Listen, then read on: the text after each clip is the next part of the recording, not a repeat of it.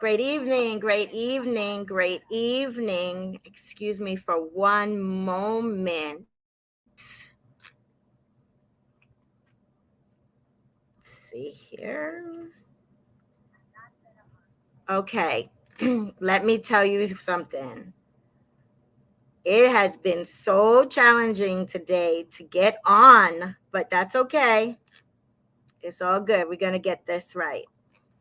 All right, so I apologize for my lateness. Having some technical problems first with Facebook, and well, as we continue, you'll understand what I'm saying. So, thank you for your patience, and welcome to the Sonya Dungee podcast, episode number 79, y'all. Presented by Always Destined for Greatness LLC, where conversation is always the essence of the soul. I am your host, Sonya Dungee, and I am still bringing the heat to the YouTube, Facebook, and IG streets. So, as we had previously discussed, I welcome viewers who have ideas or have questions or topics that they would really like discussed. And in doing that, my daughter said, Mom, well, you should talk about the other side. When the person that is going through grief is grieving, what about the person on the other side of that that's trying to help, trying to be supportive, and maybe they just don't necessarily know how? That's what I got the gist out of the conversation. So I said, you know what, Brittany, that's a great idea. It's a great idea, because I've been in that situation myself where you're not really sure, you really don't know what to specifically say, so therefore you're just there. So if I'm able to bring a guest on, I will. Having some technical difficulties, it's all good. We will get beyond that. So I'm just going to go ahead and start. So, first, I'd like to say thank you so much for being patient, for being supportive, for coming along with me on my walk in talks and my late night pop ups or early morning or somewhere in between. So, thank you. I see you, I hear you, I feel you. Um, I love waking up in the morning to text messages saying things like, you asked this question, so here it is. So they might not necessarily be brave enough to want to capture themselves with others reading it, but they are there and they are leaving comments. So thank you so much. I appreciate all of you. Um, so moving right along. So tonight we're going to talk about the other side, and we're going to go through ways where we can support, um, and what to say and what not to say. That is definitely the key. And so my special guest for tonight is waiting. So I'm definitely going to bring her on, and then we'll get deeper into it in a few. So tonight, my special guest is my daughter, Miss Brittany Mack. So welcome to the Sonya Dungee podcast episode number 79. And I want to thank you for making the suggestion, which makes sense because I have been on the other side and didn't necessarily know what to say or do. So thank you very much for that. Can you hear me and can you see me clearly? Yes. Okay, perfect. Can you Okay. hear me? I can hear you and I can see you. Thank you. Thank you for that bright smile. She just literally got off a plane yesterday from Mexico. So she's all tanned up and full of fire and energetic and ready to go. So I'm going to start with talking about death and the passing of a loved one. It's very difficult. And when you're supporting someone in grief, we tend to be at a loss of words. And as you know, individuals, we grieve differently. There's no rhyme, there's no reason specifically, but bereavement can definitely inflict relationship problems within family and friendships, for sure. So, I'm going to give you ways where you can be of support during that time, and then I will ask Brittany for. I will ask her a couple of questions. So we're going to do a Q&A as well. So the first suggestion would be patient, respect the person's grief, know that they do grieve differently, and there's no right or wrong way of grieving. So, two, you want to acknowledge, you want to know that even though it's a difficult time and it's very uncomfortable, especially when you're talking about death or other types of losses, for fear of saying the wrong thing or being passive or having that lack of communication on your part, it could very well make that individual feel more isolated. It could push them back further into isolation. So share a memory or bring up the deceased. Talk about it. Be present in it. So number three is be present. So let your loved one know that you're there, that you're there. See, when I was going through my grief, like I knew my family was there, but they were there. Like I knew that they were grieving also. So I didn't want to add to it. I didn't want to talk to my kids about it. They were all dealing with it differently. Of my three, Brittany is in the health field, so she was able to cope. And Brittany, I don't want to use words for you, but from what I could see, her coping skill was different in a medical standpoint. She was able to go in there with my dad. She was able to Zoom so that everyone could say their goodbyes to my dad, because we have family that's in Sweden, my sister family that's in Florida, New York, all over. So that was the only way we were all able to be with my dad until his final passing. So three, you want to be present in the sense you want to call them. You want to let them know, hey, I'm here. Just call to see how you're doing today. And you have to be so careful with your words. And I want to share this very quickly. So my uncle Ted went on to be with the Lord last year. And my aunt, who had suffered a stroke a couple of years before, my uncle was her everything. He was like her protector. She was little petite and he was big and brawly, ex-Pentagon, military. And so I was just concerned. And this one particular day, she was on my mind. So I called and I said, we call her Aunt Chicky. Her name is Lucille. I said, hey, Aunt Chicky, uh, just called to see, like, what you doing? Like, how you feeling? She says, feeling? How I'm feeling? Like, I was like, uh-oh, I'm in trouble now, because I had to start thinking of something else really quick, because that wasn't the right choice of word that she was receiving. I was better off just saying, hi, hi, Aunt Chicky, how are you today? How's the weather? Something of that nature. But that was a quick lesson learned and a quick bit of thinking to get me out of that mess. Um, so being present, you can sit silently with that individually. You could hold their hand. You could hug them. You could cuddle. You can go for a drive. You can go get a quick cup of coffee and or watch a movie. Just make yourself present and willing to talk. So that way, if your loved one who's in bereavement sees that, they're more likely to open up and let you know how they're really feeling, and just appreciate you being supportive and there. All right. So, Brittany, I'm going to stop here. I'm glad you're back on before we go any further. So in the first part of what we spoke about, is there anything that you want to add to, or you want to ask me?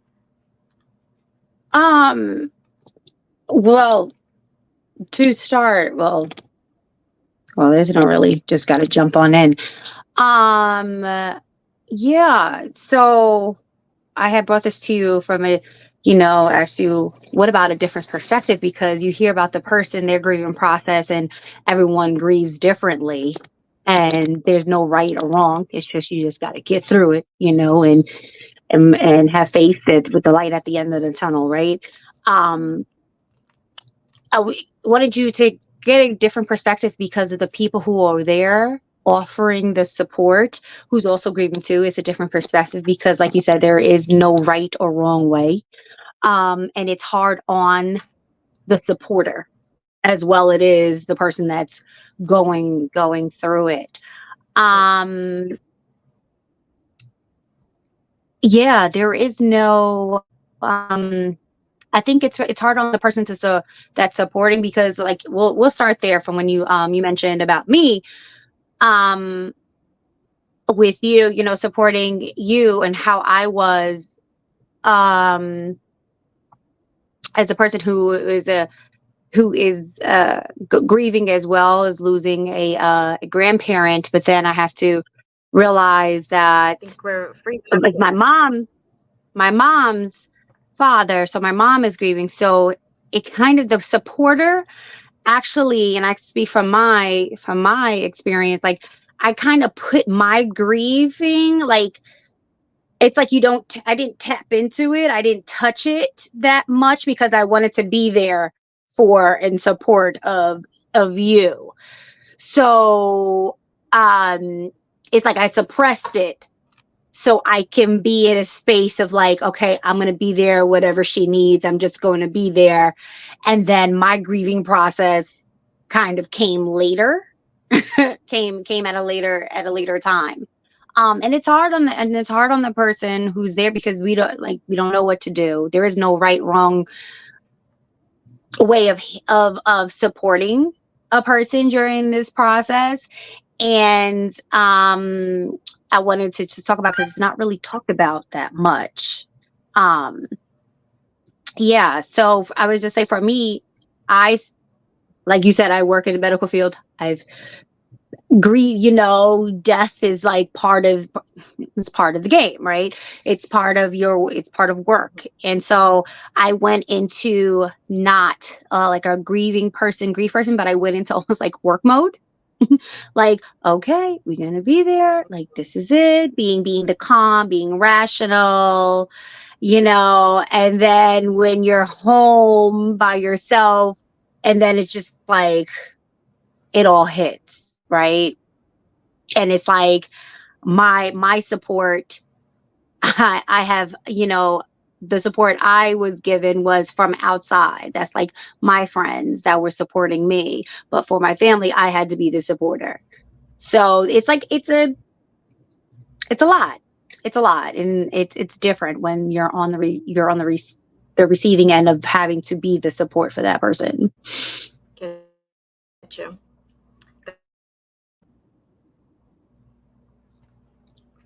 For those of you that don't know, this all transpired during the pandemic. My dad went to be with the Lord on January 23rd, 2021. So we were in the height of the pandemic. So we weren't allowed to go in as a family to see or even say goodbye to my dad. However, I truly believe that it was God, in the end, that made it happen, for me to be there, holding my dad's hand in the end. And I believe, the nurse saw how Brittany carried herself, how she conducted herself, even through the Zoom, and needing to charge her phone, etc. And the nurse pretty much at the end told her, I mean, I don't want to put the words in your mouth, but what did the nurse say to you, at the So end?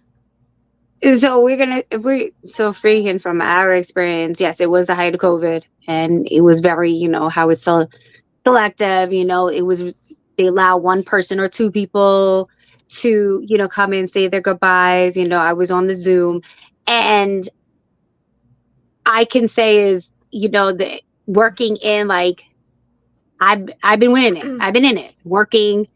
every day. Like, if everybody says the pandemic March 14th is actually back in like end of that January 2020, that February. Like, that's when everybody was preparing for it, like my field, right? Um, so there were restrictions, and this nurse, like, I miss the slogan, not all heroes wear capes and they wear scrubs. This nurse was just like, this is horrible. And she was basically, in plain time, she was like, F it. She's like, this is family. Like, this is like, screw the rules. She said, call your mom, call your dad, call whoever's outside, have them come in and say goodbye. It's like morally right. Like where she basically was like, yo, where the morals at? Like, come on.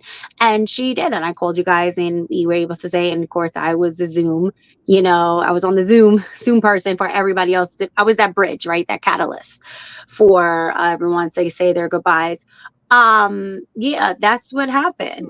And that she was a support there as well, um it's like when you don't know what is right, but when you have something in your pit of your stomach, it's like, this is right. It's like you have like, and support, like, I cannot allow these people to grieve this way. And that was a big support. And also, like, uh going through that process was tough. Going through that process and going through any grieving, losing anyone. No one knows what to do. No one knows what to say. It's like you just are there. You just are space. And we had a person who was a space of love and compassion and was just like, here I am. And she showed up. Yes. Yes. So thank you for that. So in the next part where I talk about ways that people who are on the other side, they're watching their loved one uh, go through the grieving process and they don't know what to say or what to do. I found that there were certain words that really triggered me. So I'm going to talk about that. But in going back to what we were saying about what people can do, it's listen attentively, but with posture. So give that open forum for the individual to talk, should they choose to. Should they choose to. Be respectful and not to interject. It's this time where they want to have an open forum that's non-judgmental, where if they should say something, they don't want to be judged on what they said, good, bad, or indifferent. So it's best not to interrupt. Don't bring your own experiences into the conversation. Like, I understand, I went through that with my dad, but don't do that. It's difficult. It's very difficult, but it's something you just have to pull back and do. And it's very important to look directly into that person's eyes that is having that conversation with you. Shake your head from time to time, gesture and like, wow, and oh my goodness, just slight little responses. Don't ask for any details, what happened or what not. That's the worst thing that you can do. Don't try to fix something. And I know we're human beings and we're wired that way, but that's the worst thing that you can do. So before I go on to the do's, to the do nots, is there anything that you want to interject in what I just mentioned in terms of things that can be done? Like, yeah, everything is going to trigger you. Everything is going to bother you when you're going through that process. Or it even can be a grieving process of, like, when you're mad and if somebody upsets you and you're triggered and now you're upset. This is on like times 1,000. Even in the person going through, like, the person supporting, anything is going to set that person, the person off. It's It's not like they can use Mhm. short words and cues, but it's anything. People can be like, "Oh my God, your perfume can trigger." It could be anything. What they say, in a sense of just being there, can just set it off. Because Mhm. let's be real. Like, grief is like the last act of love, right? You love a person, you're gonna grieve them. This is the last True. act of love, and it's like you just got to go through it with that person. I think there's grace that's given to the person going through it, but also grace needs to be given to the person who's there supporting that, who's in that space with them, because there's no right, wrong of how to help someone. It's just being there. Mhm. And yes, there is you're not going to remember in that moment because you're going to think like you're right in that moment, and you don't want to be confrontational with that person. But there is going to be a time where you're going to look back and be like, "Oh my God, I should not have been. I was so mean, or I was so upset." Yes, you're going through that, but also of how you go through something doesn't justify what happened treating someone like that. Because whoever's in that space is like just being in that space and being there for you, but they're also not your punching bag, and they're also not your scapegoat. Yes, Absolutely. you're upset with the world, you're upset because that person is no longer here physically. 100%, you have every right. And however, that person who is there in that space does not deserve to be the scapegoat or the punching bag, right? Because if So I anybody, have a question I'm for you. mhm, I'm sorry. I have a question for mhm, you. So in this case, it's like twofold. If you really want to be transparent and look at it, it's twofold because on one hand, you're in the medical field, yes. So your perspective on death and whatnot is different in the medical field as to a layman. So, however, you were going through that and you were the middle person who was there in the room. Originally you were going to be the only one in the room after your brother decided that he had to leave, and the rest of us were outside. mhm, Um so so I feel like you had to be that atlas holding the world on your shoulders at that point. But mhm, now in hindsight that I'm having this conversation and things is coming to me in a different perspective than it was then, because I was not the person I am today. um how was it for you? Like, how were you able to, on one hand, be the support, and on the other hand, still have your moments of grief? mhm. How did you handle that? And I'm sure there's people out there that are watching that are in that same situation, or will be one day, or has been. Mhm. What would you say? What would you suggest? How can you contribute to this?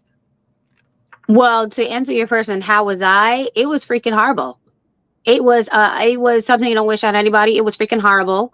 It was the most horrible experience ever of being the person that has to support like the family, and knowing, you know, okay, being the logical one and being just in support and having it was a freaking horrible freaking experience.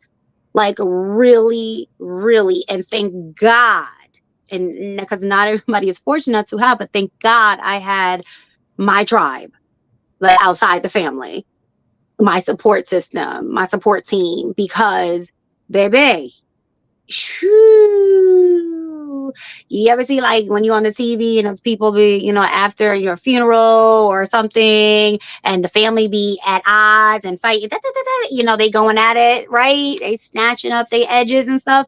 Yeah, it could get like that. Cause honestly, because I was getting the brunt. I was getting like I was a scapegoat. Everybody upset. People, you were child. thank God for my personal development and the tools that I have gained. I have gained over these last almost 10 years. And my support tribe, because it was not fun. Like, you were just this different person. The other family members were just like, and I was just like, yo, you forget I'm grieving too, but I'm suppressing mine to be there in support of you, right? So it was very trying. It was a very bad time and a very hard time. I would be on the phone with my friends, like they would be on the phone with me crying. I'll be crying, say, getting it all out. Like, these mother, you just, because, you know, it was like I was a scapegoat. And I'm like, how did I end up here? How did I be like the scapegoat? And I'm grieving too, but, you know, it was bad time. It's not something that I want to relive ever. But it wasn't fun, and it was horrible, and there was a lot of stress, and there was a lot of weight gain because of the stress, being stressful. And honestly, I kept saying, from my experience, I felt alone. I was like, does anybody else feel like everybody was grieving doing something? I was like, but what about me? Like, I'm here trying to be a support, and I'm grieving too. But it's like the focus was on, like, inward, everybody self, but it's like, what about the people that are there supporting it? And it's like, for the people who don't have that support, that community, that tribe to seek out for support and to unload that, baby, that was no, it wasn't fun. Definitely was So not something fun. that I'm sorry. So something that you said was very profound when you said your friends and your tribe, your community, and that's key. That's key. Having a support system, a community, people that you know that you can um, talk to, rely on, Hmm. non-judgmental zone, talk about anything and everything is so important because willpower alone will never outdo a community. So thank you for that, the your perspective thus far, because like I said, I was going through it. All I wanted to do was stay in my room with the door shut, and that was it. Like, I didn't I had to do just what I had to do, and that was it. I just go to shisha room, work, put in my 7.5, 8 hours, turn around and go back in the room, dropped a lot of weight and everything. But then at the same time, it's like when you're grieving, you don't appreciate things that people are doing their best to do for you. Like, for instance, I did tell the story when you guys locked me up in the SUV. We went to McDonald's, and I didn't want anything. I said, no, I don't want anything. And I remember being in the middle of the SUV, in the back, Yeah. people on both sides of me and in front of me, and you would not let me out the car, and you kept the doors locked until I ate the damn chicken sandwich.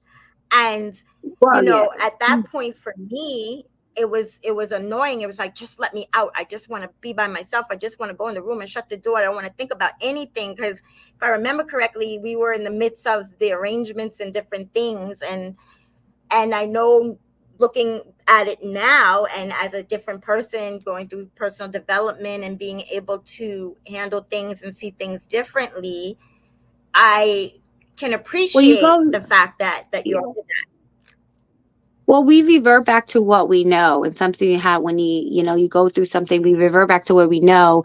If we're in stressful moments and stuff like that, your thing to do is to isolate, and that's not always the best way, because you be in your head a lot, right? And that's where you have your community and your tribe, because when you're in your head, and for them to notice that, they reach in there and like help you. Hey, here's my hand, like, come on, let's, that's not a great place to be, because then when you're in your head, you could go to another side you know that's just not the best place for you to be. And we revert back to what we know, but that's our what's the D word called? That's our go-to, right? That's how we cope with things. That's how we deal with things. And how you deal with one thing is how you deal with everything. So you could see like what's your coping skills, to deal with things, and isolation is definitely one of them. But for me, going through this process, for me, just to know, I'm like, you can't, you medically, you can't do that. You have to eat. And then also, and also there's another part to the grieving process when there is support, and basically people will support you how they feel this is how you want to be. Well, actually, you would teach people how to be with you, and you were teaching the family how to be with you. And me knowing, I'm like, one thing, because we don't live in the same place, right? We don't live in on the same roof. And you were teaching people how to be with you. So it'd be like, just go along with the game. Yes, you're okay. You go to your room, you come back. Okay, she's fine. She's better today. And I'm like, me not living with you and seeing, I'm like, no, she's not. No, she's not. And that's when I would be like, Ma, I'll be like, hey, Ma, girl, like, what are you doing? Or did you eat? Did you do this? You did that. And basically, I was going against, I wasn't playing the game. And um that would probably could triggered you even more. But it served a purpose because we teach people how to be with us. Like, you know, Mm. if this stuff, like if they want to talk about something, like I don't want to talk about it, then I'm like, all right, I ain't gonna go there with her today, or I ain't gonna go with here. You teach people how to be with you so that so you're comfortable, and like, hey, you be with me like this and this how, like, but that's not what you need.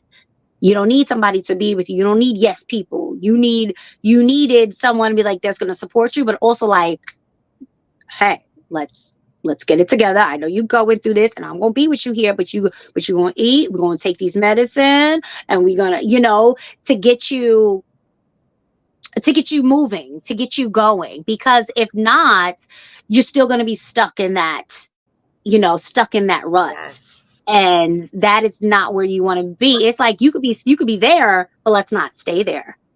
And there was a time, Mom, that either Right. for a long time you were trying to stay there. And me, I feel like I was the only one, like the only one that's like, no, no, guys, no, no, no, that's not how this, no, she can't do that. She can't be there. And that's when I'll be like, let's go, Mom. Come on.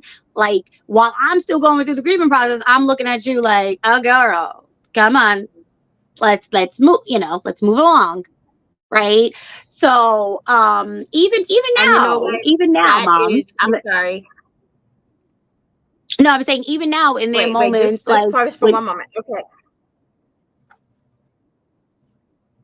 oh, there's a Can you delay. hear me? Hello? Yeah. Okay. You're getting like stuck. But just pause for one moment. I'm sorry.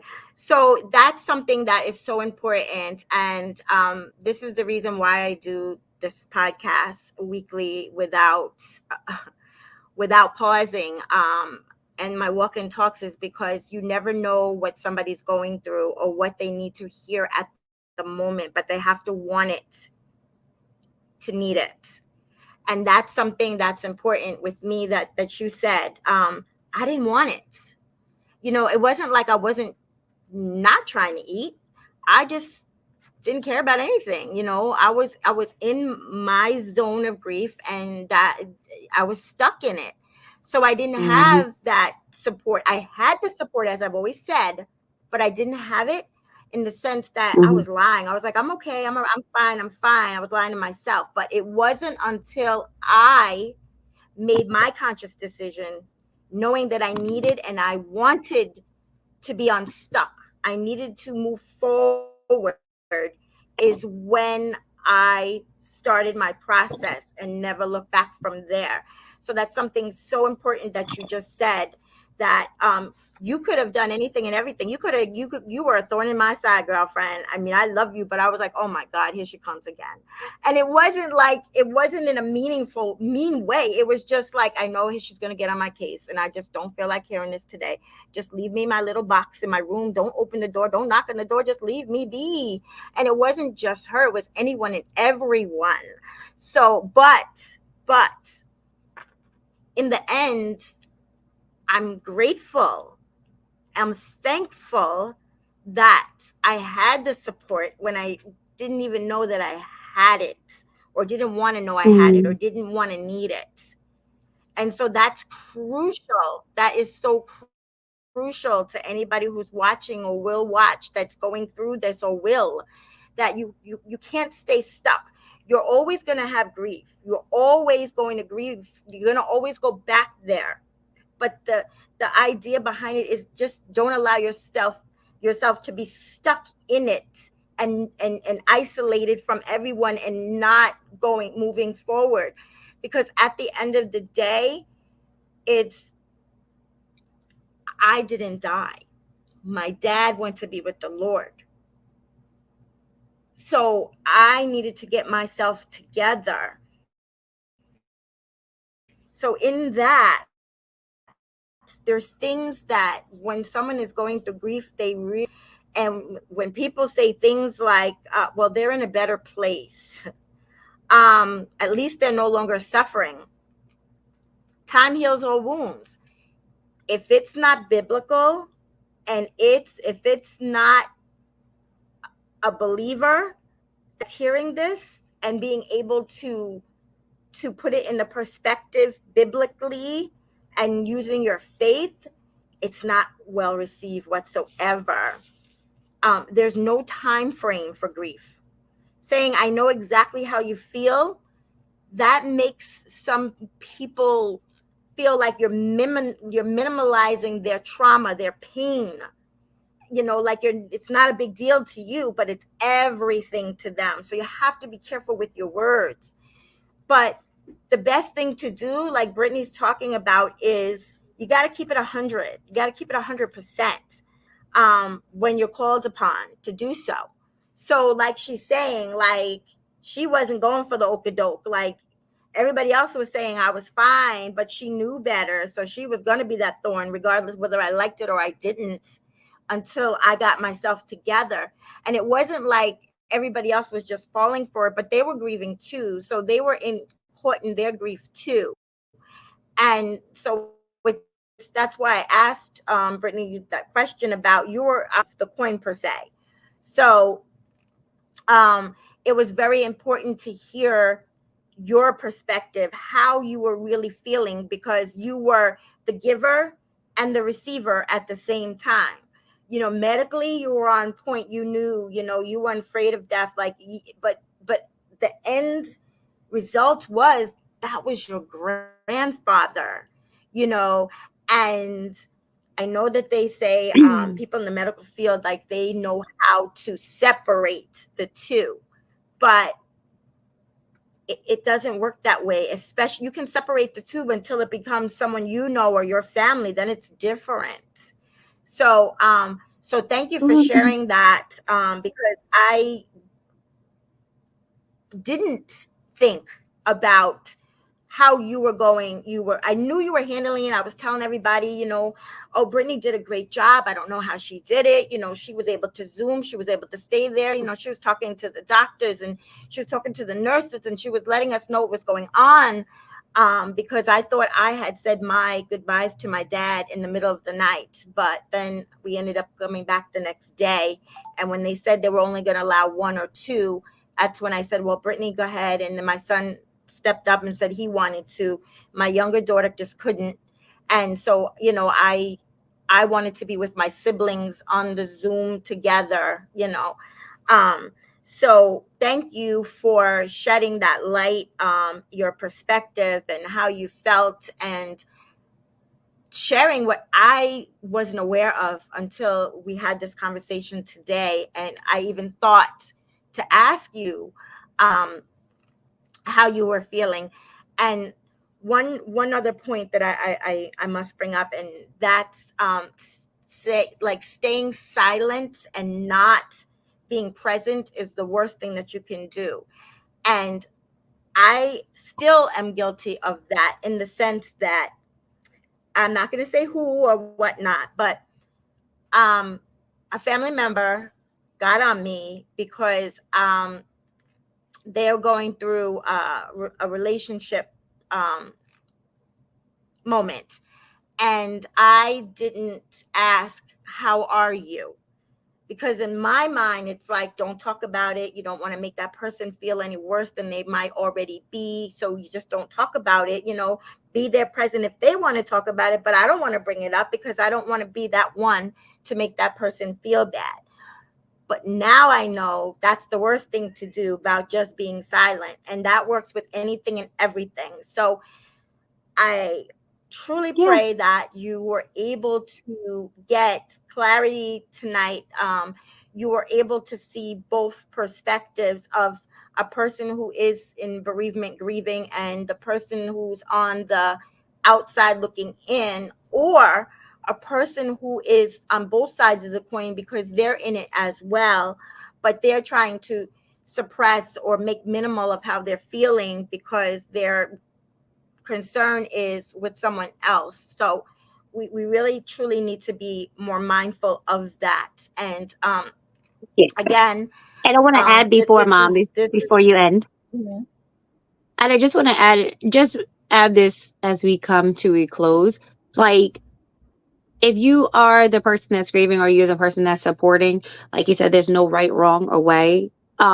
Being that me, I'm in a grieving is comes in stages. Like, this is not my first, losing, supporting you with your dad. That's not my first grandparent that I lost. I experienced grieving at a really young age in my teenage years, at 17, losing my grandmother. And that although that would have took me out, me being so young, but there was still like a drive and a will, like you got to keep moving.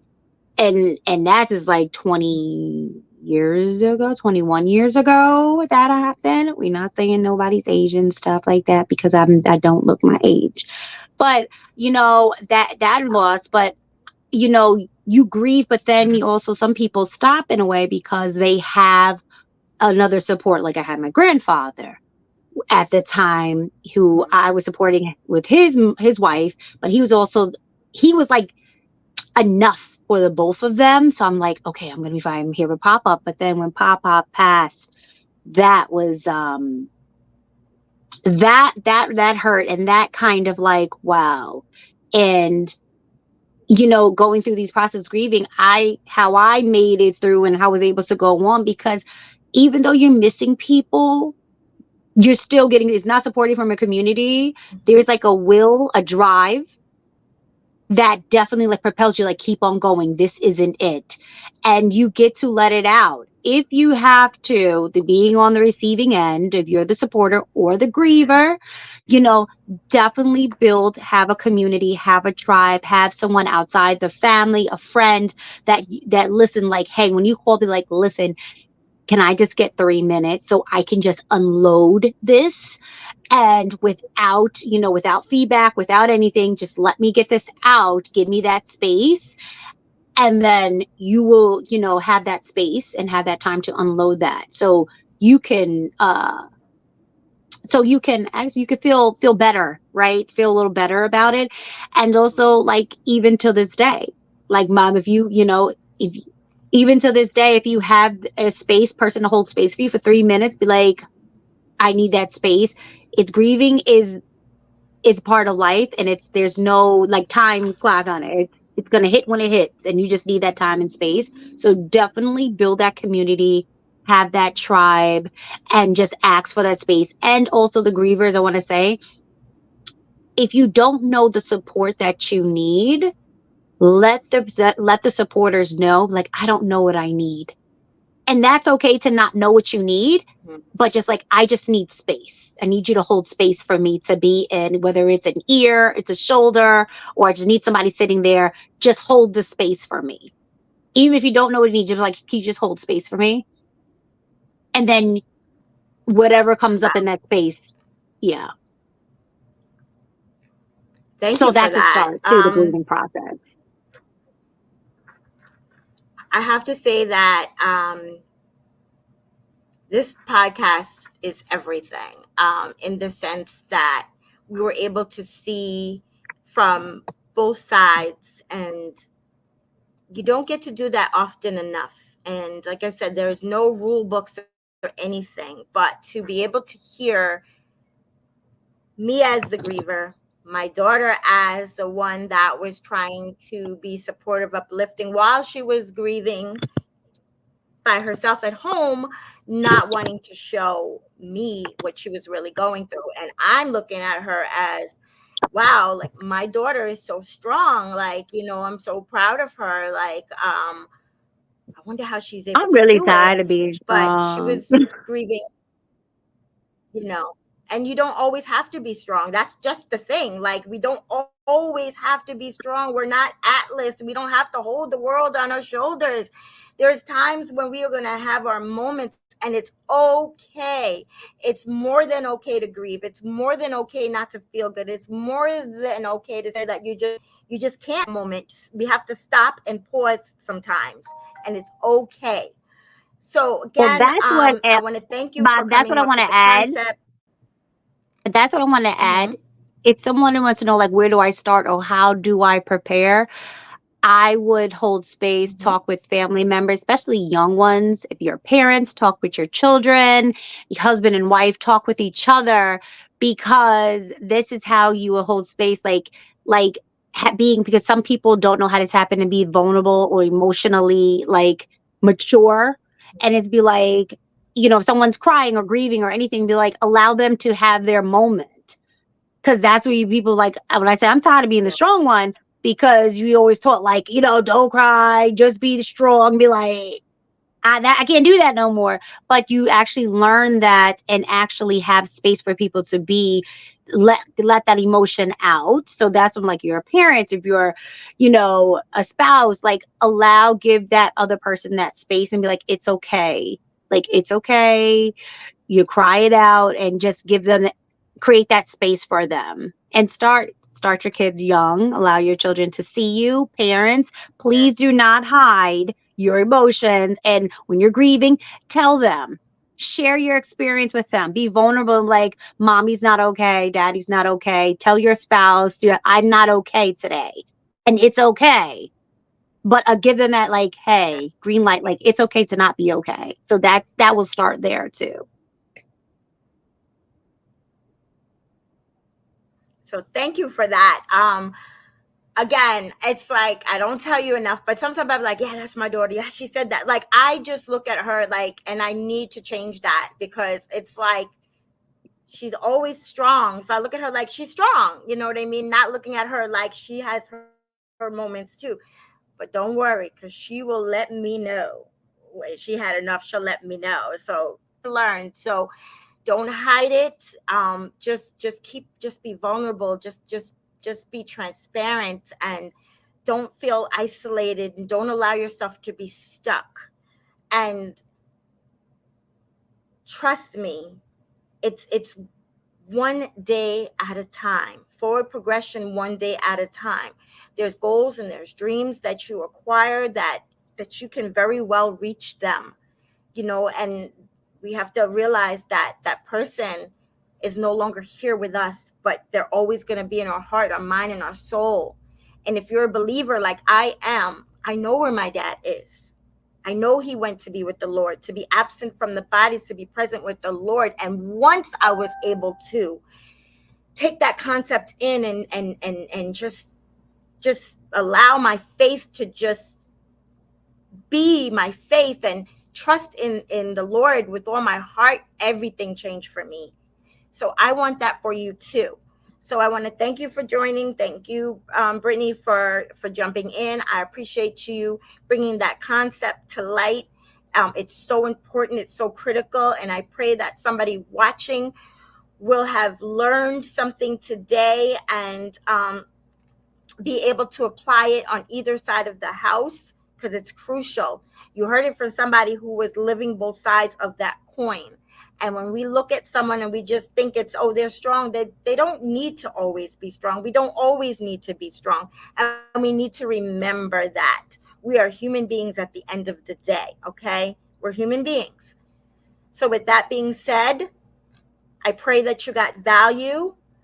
I'd appreciate if you would comment, if you would like, and if you would share so that this message could get out to those who need to see it. Because I truly believe in answering to the voices that I was assigned to. Until we meet again, always remember, always be destined for your very best greatness. I will see you again next Wednesday, same time. For anybody who's interested, I am now going to be a guest on Stay Sexy Wellness, my big sis, on her podcast. It is on it's on Facebook, on Coach Dawn Allen, Stay Sexy Wellness, as well as Instagram. So I will see you on the other side. Brittany, thank you once again. God bless you always. Love you when I don't say it, and I mean it always. Bye for now.